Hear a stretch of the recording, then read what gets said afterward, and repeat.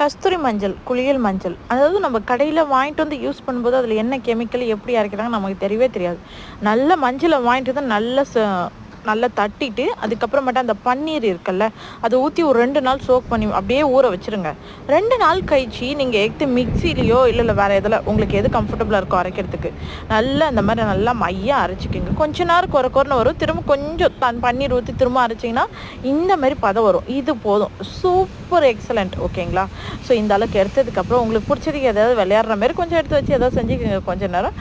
அதுக்கப்புறம் அந்த தட்டு ஃபுல்லா வர மாரி எடுத்து நல்லா தட்டிக்கிங்க. எனக்கு ரொம்ப புளியாருனா ரொம்ப பிடிக்கும். அதனால நான் சொன்னேன் உங்களுக்கு என்ன பிடிச்சிருக்கோ நீங்க அதை செஞ்சுக்கலாம்.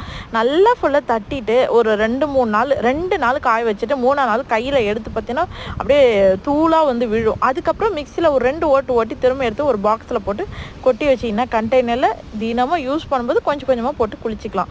வாங்கவே வேண்டாம். நல்ல